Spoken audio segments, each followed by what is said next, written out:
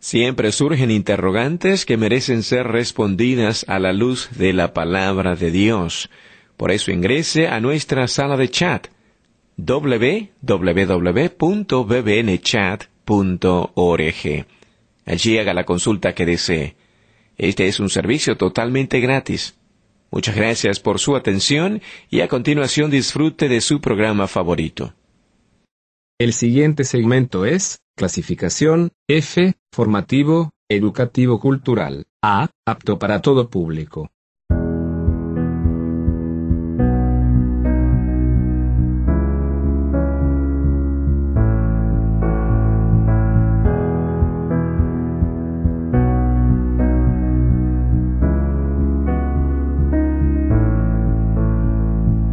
Le invitamos al programa Edificando Nuestro Hogar. Y este será nuestro tema. Si Dios no edificare la casa, en vano trabajan los que la edifican. Para que Dios sea el constructor del hogar, debemos conocer el diseño perfecto que nos muestra en su palabra. El Dr. Martín nos enseña cómo aplicar principios y verdades de la palabra de Dios en cada situación de nuestra vida y familia.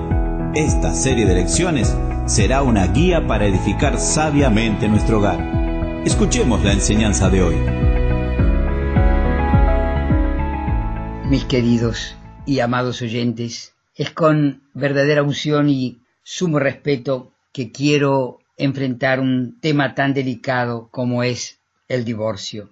Y lo considero el peor enemigo del hogar, ya que quiebra la base fundamental del mismo. Mi estimada audiencia, este es un muy grave terreno de discusión para el creyente. Los cristianos no tienen, a través de siglos, una definición absoluta y una tranquilidad al respecto. En los últimos 40 años ha sido siempre la experiencia en cada retiro matrimonial de iglesia de la clásica pregunta si, como creyente en Cristo y con el peso de desear agradar a Dios en una familia cristiana y ya formada con sus hijos de diversas edades, intentando encontrar una respuesta bíblica, ¿me puedo divorciar? Y si estoy ya divorciado, ¿me puedo volver a casar?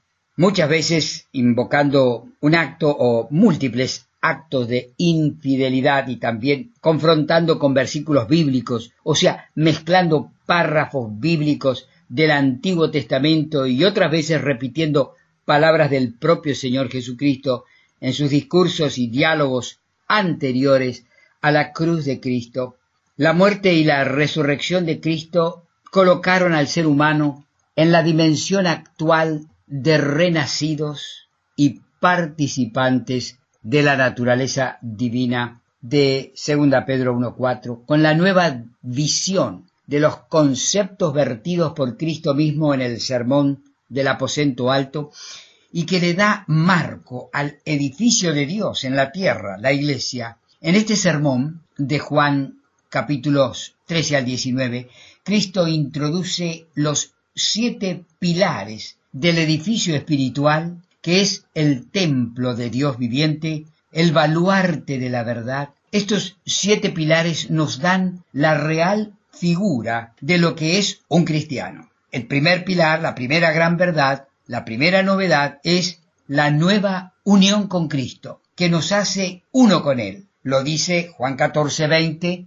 vosotros en mí y yo en vosotros. Ya este primer pilar divino de la Iglesia hace de mí una persona que debe vivir, que debe pensar y sentir, que debe decidir en armonía con el carácter santo, sabio y amoroso de Dios, con quien yo estoy unido, que somos una sola cosa. Este principio básico de la Iglesia me lleva a la primera gran conclusión: amar a mi cónyuge como Cristo me ama a mí. Y a mí, Cristo me ama con amor sacrificial. Cristo a mí no me abandona por infidelidad. El Señor Jesucristo me ha perdonado muchas veces por mis infidelidades y Él tiene sobre mí muchísimo más derecho de reclamar por mis infidelidades, ya que él jamás me ha sido infiel, y yo soy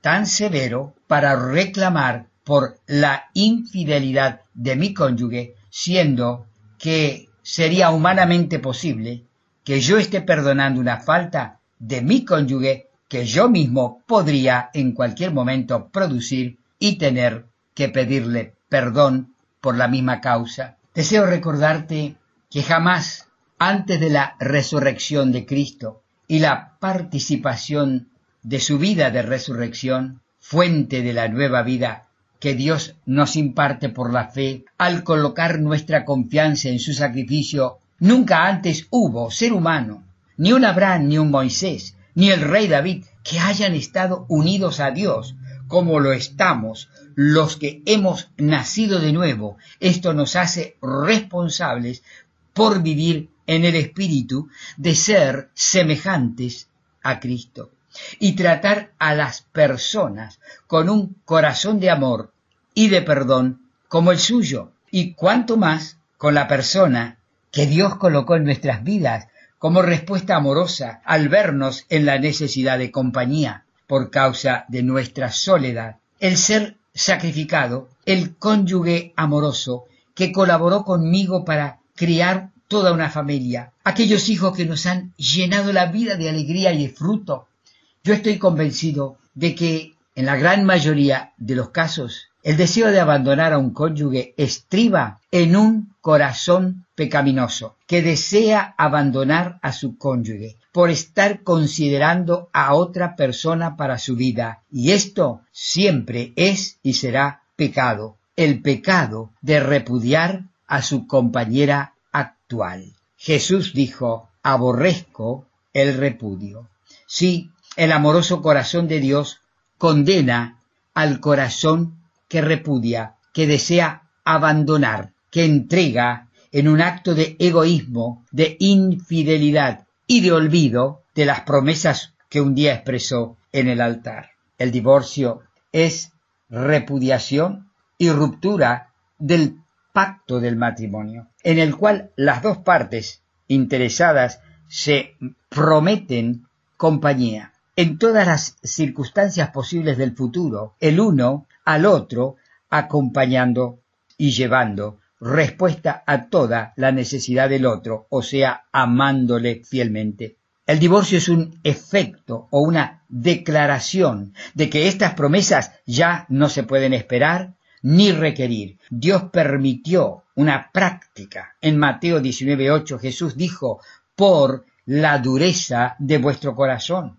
Estamos hablando antes de la fuente bendita del nuevo nacimiento y antes de la participación directa del Espíritu Santo en nuestro ser y en nuestra vida. Dice así: entonces permitió repudiar a vuestras mujeres, y solo y únicamente por infidelidad, pecado que tú también eres capaz de cometer. Mas al principio no fue así. En tiempos bíblicos, como hoy en día, el divorcio era un acto legal y formal por el cual el pacto de compañía era repudiado y era disuelto. Por lo tanto, no hay un concepto divino que encierre al divorcio, y más vale se refiere, como Deuteronomio 24, versículos 1 al 4, más vale se refiere a un acto contrario al matrimonio. Es la innovación humana a los problemas del pecado. Jesús no estableció esto. Aunque estaba reconocido, permitido y regulado por la Biblia, Dios permite la práctica en Mateo 19:8 a causa del pecado. No lo originó, ni lo estableció, ni lo instituyó. Por lo tanto, el creyente que lo reclama está declarando y poniendo en evidencia la propia dureza de su corazón y su propio pecado. Dice Malaquías 2, desde el 14 al 16, que Dios ha atestiguado entre ti y la mujer de tu juventud contra la cual has sido desleal, siendo ella tu compañera y la mujer de tu pacto. Guardaos pues en vuestro espíritu, no seáis desleales para con la mujer de vuestra juventud. Porque Jehová, Dios de Israel, ha dicho: aborrezco el repudio, aborrezco la ruptura del pacto matrimonial.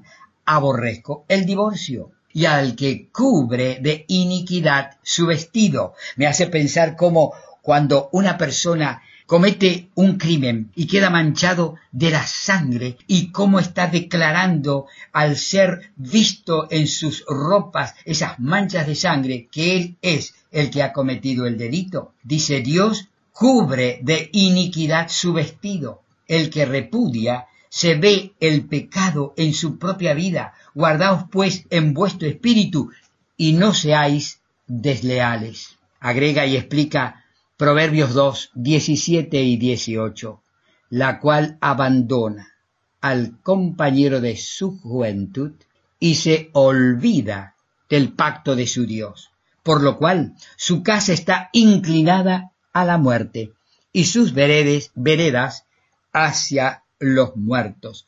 Proverbios 2, 17, abandona, vamos a decir, esto es el acto de repudio hacia el compañero, olvidándose de que es un pacto donde Dios ha intervenido. Es tan triste este término de separación. No separe el hombre lo que Dios un día unió. 1 Corintios 7, versículos 10, 11, el apóstol Pablo insta por el Espíritu a que los que están unidos en matrimonio, mandó, no yo, sino el Señor, que la mujer no se separe del marido. Y si se separa, quédese sin casar o reconcíliese con su marido, y que el marido no abandone a su mujer, no se baje del barco donde ella y sus niños están y lo deje a la deriva en una forma absolutamente cruel e irresponsable. En el verso que sigue vuelve a decir, si tiene un creyente esposa inconversa y ella consiente en vivir con él, no la abandone. El pensamiento divino es que la unión es para siempre, y él, si tiene una mujer, una esposa creyente, un esposo inconverso, la mujer creyente teniendo un esposo inconverso y él consiente en vivir con ella, no lo abandone. Como podemos ver, el concepto que se repite vez tras vez y que proyecta con claridad lo que hay en el corazón de Dios es el concepto de que Dios aborrece el abandono. Dios no quiere separación. Al recordar el infinito amor de Dios por los niños, o sea, por esos seres inocentes que son los que definitivamente más sufren en todo caso de divorcio, criaturas que quedan marcadas para siempre, que nunca volverán a ser las mismas a causa del divorcio de sus padres.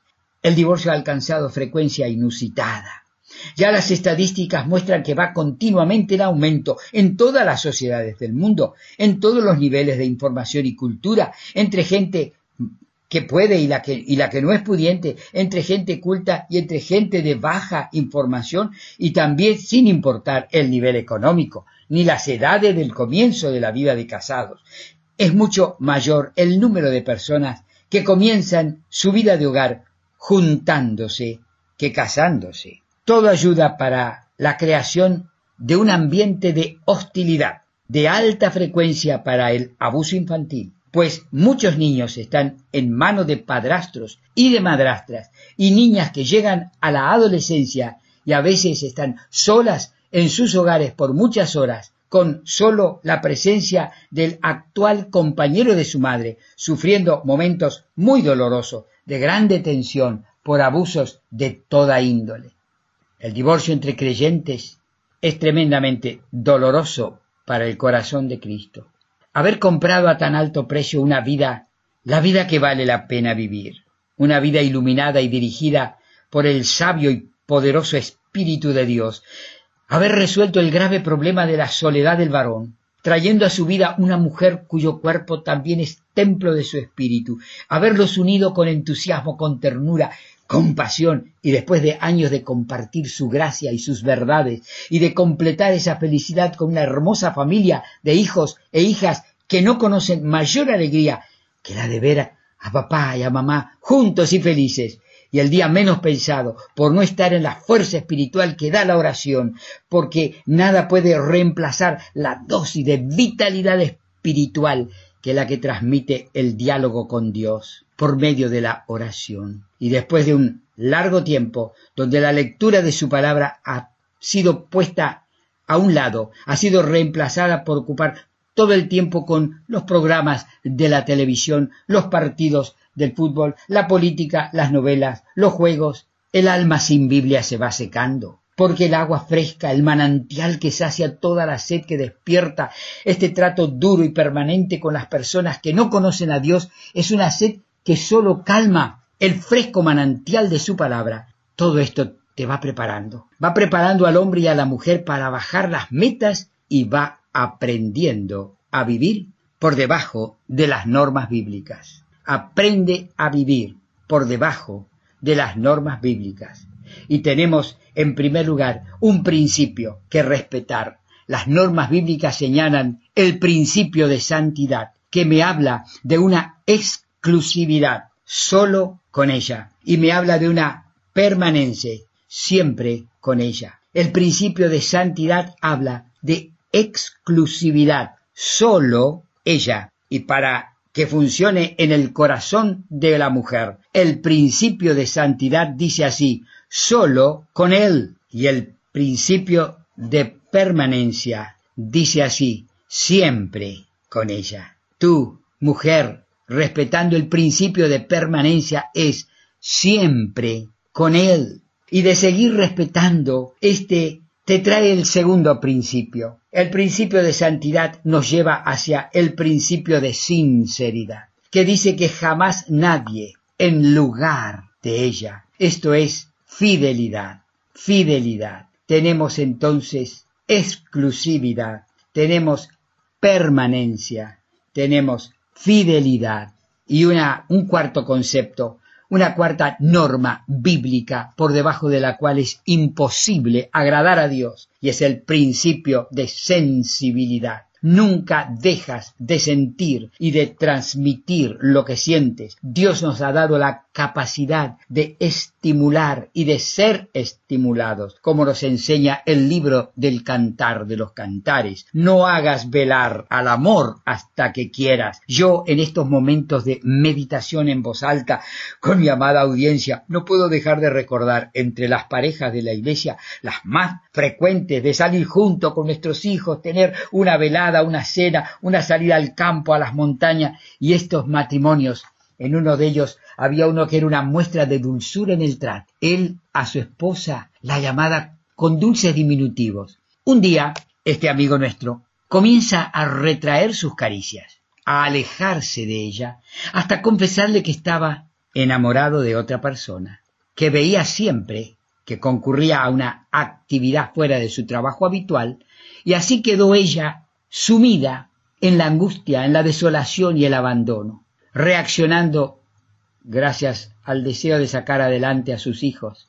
Ella ha sido afectada por los últimos 40 años por la soledad, y él con seguridad que habrá de rendir cuentas a Dios, al que ha sembrado para su carne, de su carne cosecha destrucción, y que Dios no puede ser burlado. Y no habiendo causa alguna, pues esta mujer le amaba y le era fiel, su cruel abandono solo se debió a su pecaminosa relación de infidelidad, una mujer fuera del matrimonio, una mala y extraña mujer. Ella, gracias al divorcio, quedó libre para casarse. Dios dice, sí, con quien quiera, con tal que sea en el Señor. El abandono que este marido hizo es un acto que Dios declara aborrecer.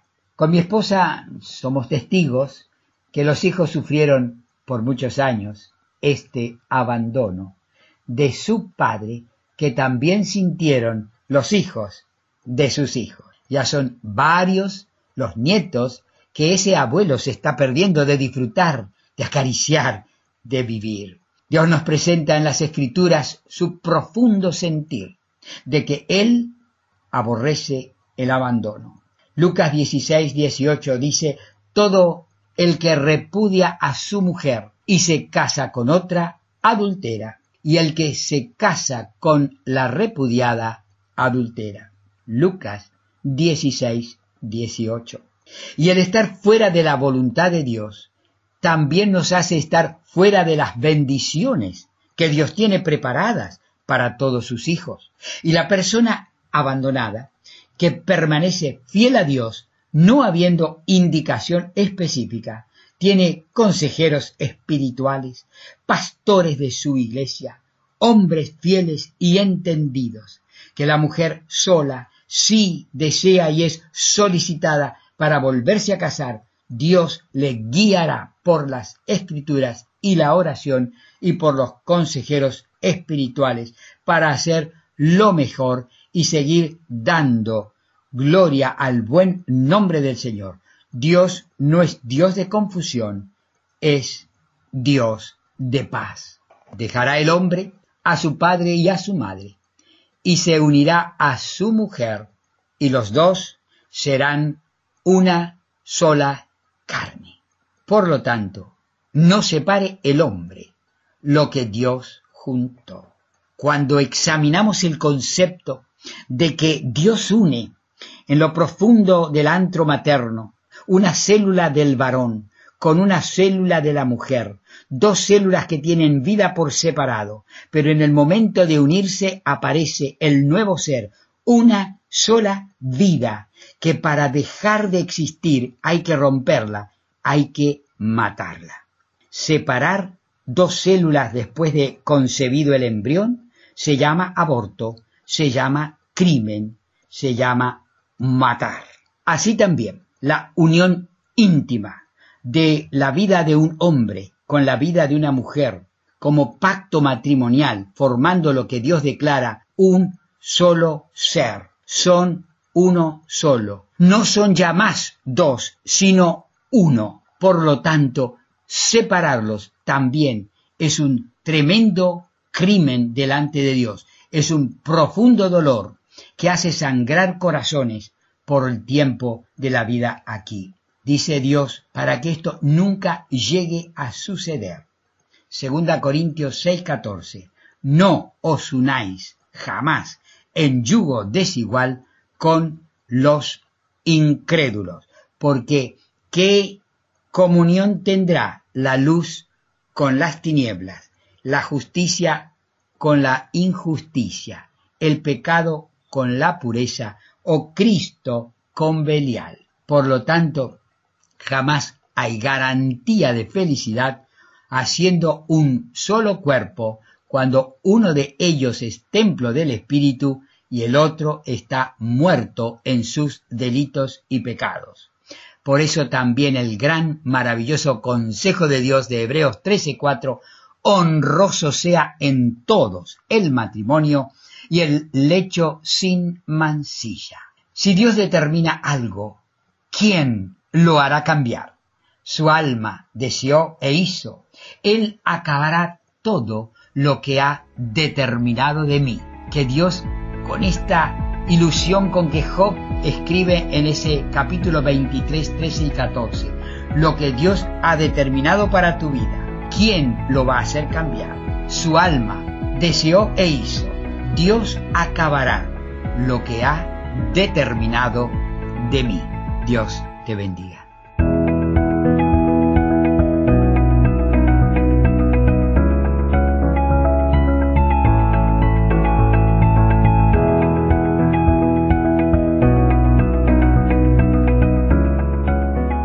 Si el mensaje de hoy ha impactado su vida, puede escuchar nuevamente la enseñanza de hoy en nuestro canal de YouTube, Edificando Nuestro Hogar. En la próxima edición, junto al Dr. Rubén Martín, seguiremos aprendiendo cómo edificar vidas y hogares firmes en Cristo. Lo esperamos en el próximo programa.